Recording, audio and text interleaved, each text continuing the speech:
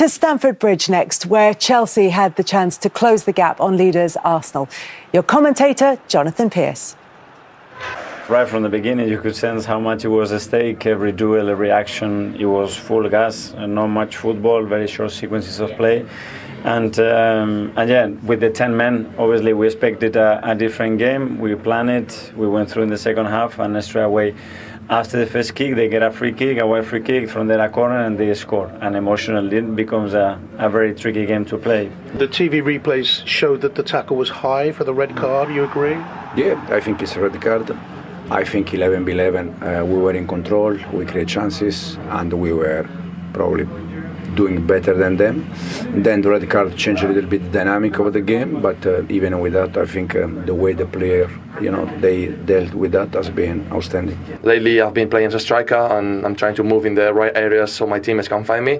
And today they did, so really happy for that. I try to take information from every game, every action, even striker that I see on the TV. So that helps me. And you yourself seem to be getting game sharper game by game. Yeah, I think that comes with playing consistently, playing at a high level week in, week out. It's something I didn't do for a long period, and I've got a good streak together, and I'm happy to be on the pitch.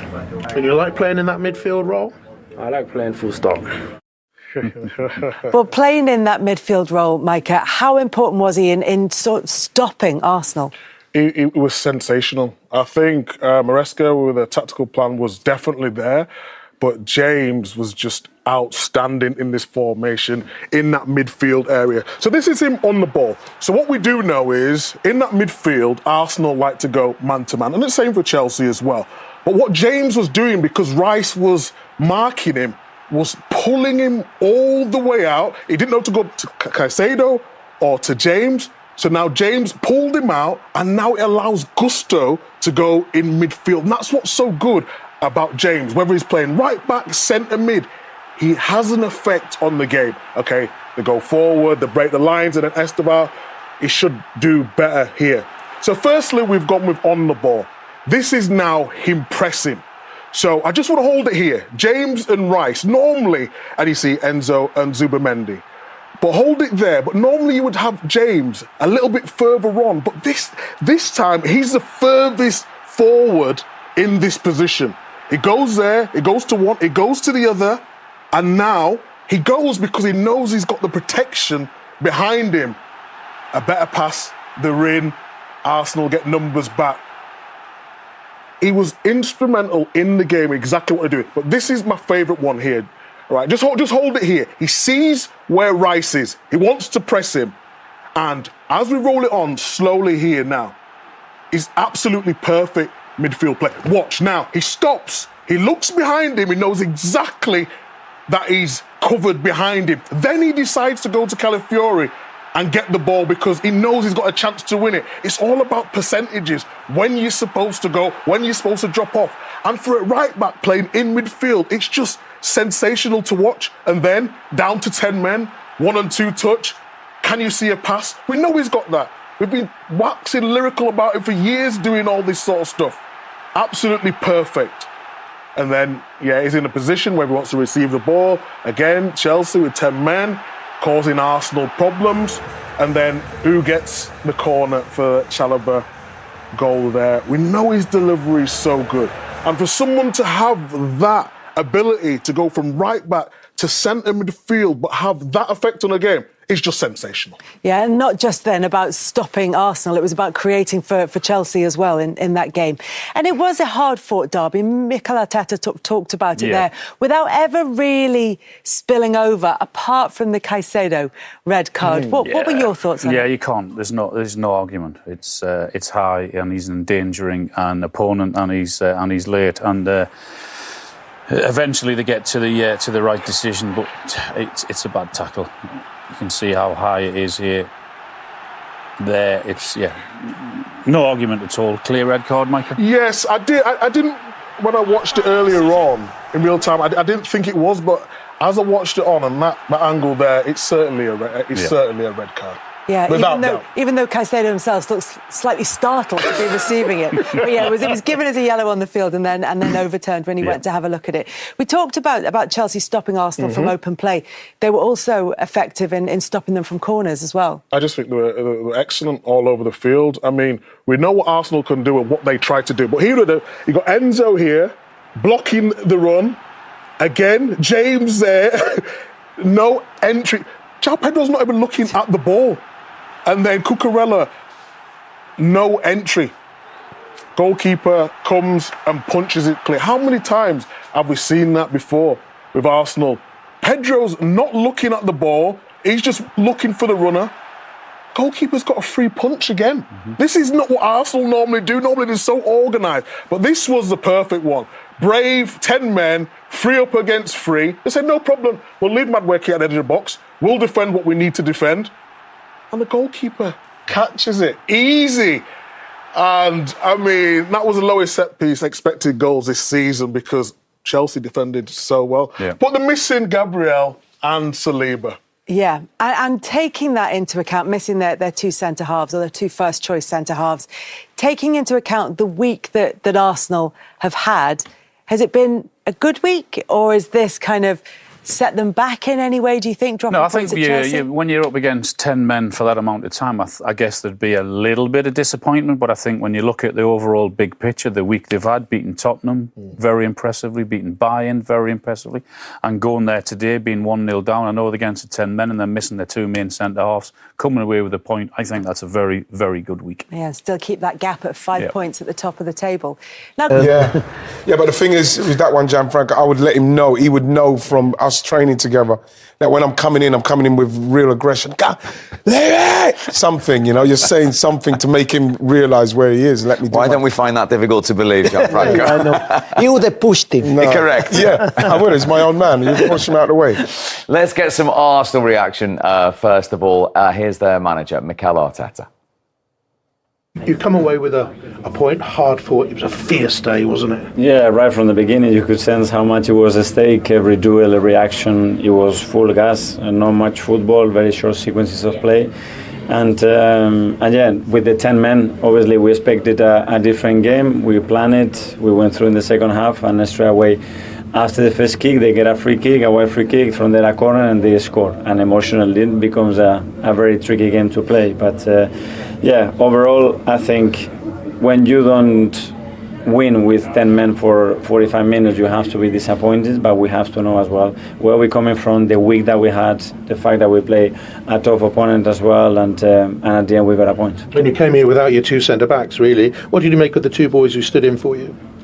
Well, I think they did everything they possibly can. Again, very, very talented, very demanding team. They never played together, so we need to build as well that synergy. We are without our number 9. We lost Leo as well. So there were a lot of things that happened before the game, but the spirit of the team is intact. We have a massive week, both physically, mentally, and in every sense. And I think overall it's a really positive week. And on the physical side to this game, do you think some of the players involved got involved with the occasion too much rather than the game itself? Well, I don't know. You have to play the occasion and certain duels and the way they propose the game as well, and you have to be able to do that. There are certain moments, and especially we have one less day than them when they play Barcelona, to do that. You could sense that in times, especially when the game opened up, when the keeper catches the ball with the hands, and yeah, we gave everything. They did, and then they have a 5-point lead going into a busy midweek match week this week over Manchester City and 6 clear of Chelsea. And he makes a good point there. If I'd said to you, in fact, we were sitting here a week ago before the Tottenham game, if you'll get the 4 points out of 6 in the Premier League and a 3-1 win over Bayern in the Champions League, you would have taken that. Yeah, you'd be very happy with that. And again, it's very early in the season with the league, and Arsenal are doing well up to this point. But like you say, he said that, they've done well this week because they're mentally and physically tired and they got to go again because they'll have another tough game against Brentford next week. So, the concentration has to come back. They have to replenish themselves and go again. I think we got away with one today. Coming off of such a tough week, emotionally and physically, like they say, I keep saying it, I don't know why I keep saying it. But the fact is that they'll be refreshed and ready to go again at home. Were you a little frustrated because 11v11, Chelsea not had them rattled, but they were on top, weren't they, with plenty of energy? Yes. First of all, I've been surprised with how much problems they created to Arsenal with 10 men. It shows that this team has a lot of energy, first of all, but is also very well organized, because energy is not enough to play a team like Arsenal against 11 men. So that is a very good consideration. And on top of that, I see a lot of players that they are maturing in terms of football intelligence. I think James is one of the main examples. He's been playing as a midfielder, and before I was saying to Ian that I like him more on the right side, but I might change my mind, because the performance today was excellent from all the technical and tactical aspects. So I think as well, Gianfranco, if they don't go down to 10 men, I think maybe we see Cole Palmer, and then the last 15, 20 minutes, that would have been a different thing, you know what I mean? I agree. So again, I think we kind of we dodged one there, and that's why I think the point is a very good point. Even though, as Mikel Arteta was honest enough to say, when you're playing 10 men for 55 minutes nearly, more than often you're expected to go in the game and make it count. Yeah, but then once you do get the point, because I was of the impression that once it went down to 10 men, I was really quite confident, because I think, well, at least we definitely won't lose from here. Then we concede a goal, and then the game turns. Then now you've got to go and try and find it, and in the end we did. And then after that, you're now happy with a point. You have to take it. You have to be happy. I got to say that I was expecting more dominance of Arsenal when they went up to one man, because normally, you know, when a strong team like Arsenal that is already dominant 11 versus 11, when they go one man up, I was expecting them to have more control of the game, more control of the ball, and creating pressure on Chelsea, something that I didn't see. Actually, Chelsea looked like physically, and they look very strong in the situation, and few times they try to create problems, and they're very close to do that. And on that, since the red card, they had seven efforts each. Yeah. So they matched Arsenal even with a man less. No, that is no doubt. This is a team, Chelsea, that is growing in stature, growing in confidence, growing in determination, and they know that they can cause problems to anybody. And for Arsenal, they've got to get used to weeks like this, haven't they? Because that's what they want. They want to be top of the Champions League, top of the Premier League. Well, it's the problem we've had in the last few years is trying to take the last step. And games like this, at this stage of the season, is what you have to get something out of, preferably a win. You have to get something out of it so you can try and build the cushion. So when you get to the latter stages, if you do start to feel the pressure because you haven't done it before, then you've got the cushion of the wins, what you're building now. So that's why you need to build them now. And I think that's what Arsenal are doing. And they know it. You can see the disappointment in them because they've been so close on so many occasions. So I think that this season is one where they're getting everything together and just having a blast at it and making sure that they get it done this year. And on that depth, let's remind everyone, only the second time in 162 Premier League games that Arsenal have played without Saliba and Gabriel. It isn't serious, Saliba. No. It's just a knock in training.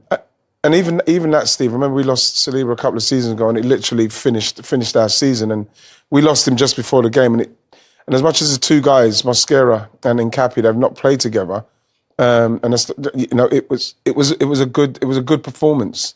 Again, the 10 men would probably have helped that, but at the same time, to be able to bring them in at that late stage, with Saliba going out that late stage, and it doesn't affect us to the point where it's done in the past, is the progress that Arsenal have made up to this point, because we did not lose a game against a really vibrant Chelsea side. OK, that's the Arsenal side of the story. Here's the Chelsea reaction with their manager, Enzo Maresca.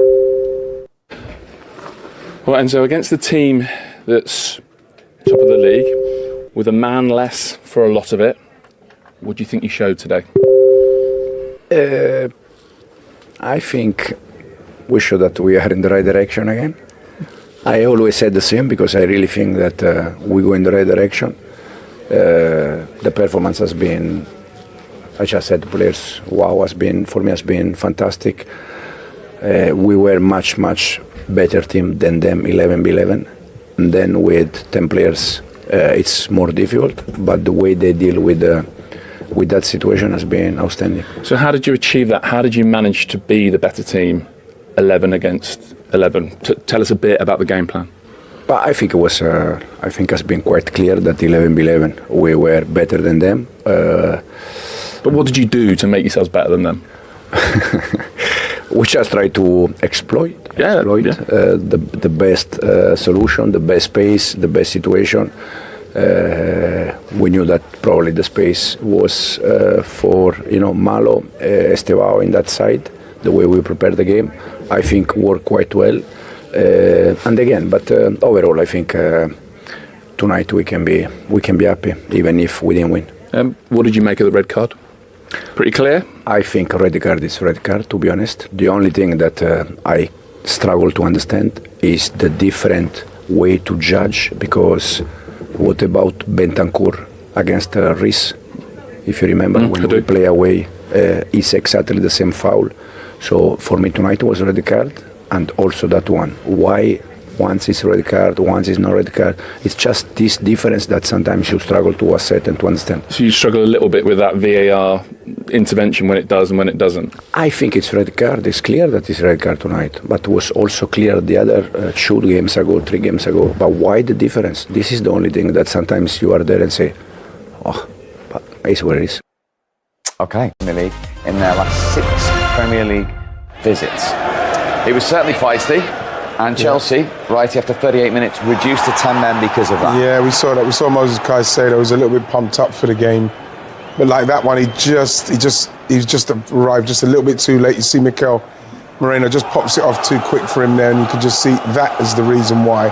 It's just above that, the boot there, and when they look back at it, I think he probably had to go. Yeah, probably he was right to go. I don't think he wanted to be nasty there. He just wanted to get the ball. Merino has been so good to move the ball very fast. That was a great ball in, Gianfranco, we were saying. Yeah. It's when the ball's this good, there's not much you can do, Steve. That's a fantastic ball, and Chelsea are very good at that as well. Yeah, the delivery was fantastic. Fantastic. You can be well organised defensively like Arsenal, but when the delivery is like that, it's difficult. Well, this delivery wasn't bad either. Well, this is a great cross from Saka. I think there's not much Cucurella can do about him getting back onto his left foot, but then when you look in the middle, I'm sure that someone like Fofana, when he looks back at this, he'll believe he could do more. You know, he's in no man's land in the middle of the 6-yard box, and he got punished. And then right at the death, you know, this is one he just needs to know you're coming as a centre forward. Gyökeres has got to tell Timber, he's got to shout him, he's got to scream at him, frighten him out of moving out of the way there, Steve, so as he can just come in and have a tap-in header. Would you have been upset if you were